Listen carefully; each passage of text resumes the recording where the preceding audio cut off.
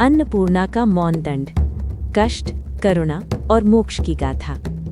काशी खंड व शिव पुराण की परंपरा पर आधारित शास्त्रीय कथारूप। श्री गणेशाय नमः, श्री अन्नपूर्णाय नमः, श्री काशी विश्वनाथाय नमः। श्रवण करो हे भक्तों, आज मैं तुम्हें कोई साधारण कथा नहीं सुना रहा।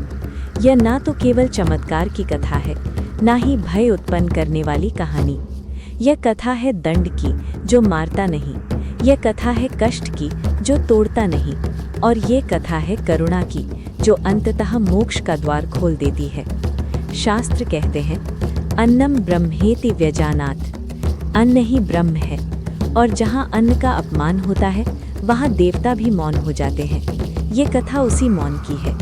उस समय की काशी आज जैसी नहीं थी।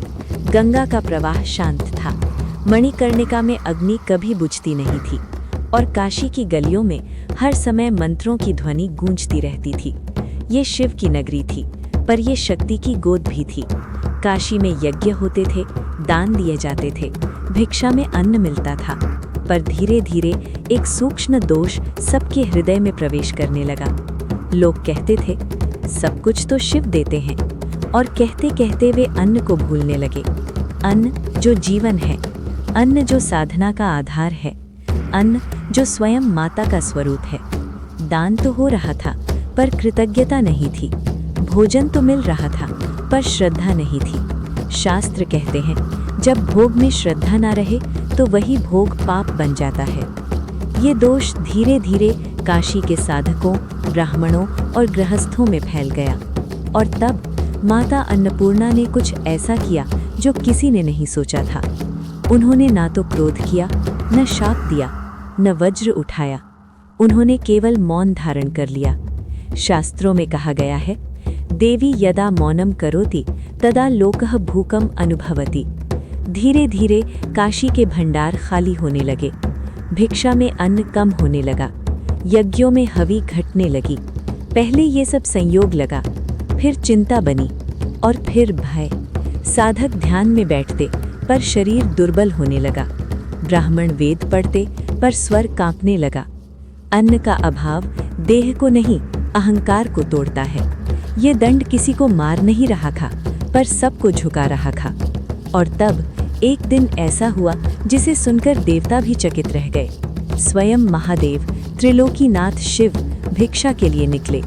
भस्म लिप्त शरीर, जटाओं में गंगा, हाथ में खप्पर। पर काशी में उन्हें भी अन्न नहीं मिला। शिव ठहर गए। वे समझ गए, ये कोई साधारण घटना नहीं है, ये शक्ति का दंड है। शिव पुराण संकेत देता है, जब शक्ति मौन होती है, तब शिव भी भिक्षुक बनते हैं।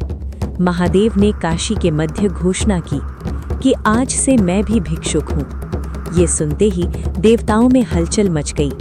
काशी रो पड़ी। तब माता अन्नपूर्णा प्रकट हुई। उनके नेत्रों में क्रोध नहीं था, केवल करुणा थी। उन्होंने कहा, जब अन्न को तुच्छ समझा गया, तब मैंने मौन चुना। उन्होंने अपने हाथों से पहला कौर अन्न का स्वयं शिव को दिया, और उसी क्षण काशी में पुनः अन्न का प्रवाह आरंभ हुआ।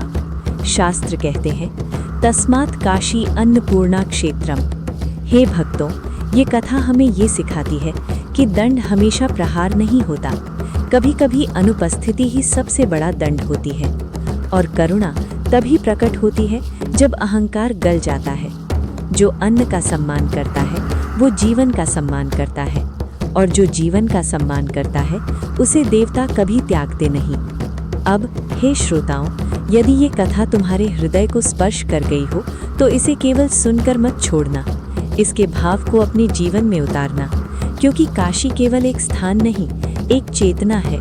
और माता अन्नपूर्णा आज भी देख रही हैं कि हम अन्न को और जीवन को कैसे देखते हैं। श्री अन्नपूर्णाय नमः, श्री काशी विश्वनाथाय नमः। हर हर महादेव।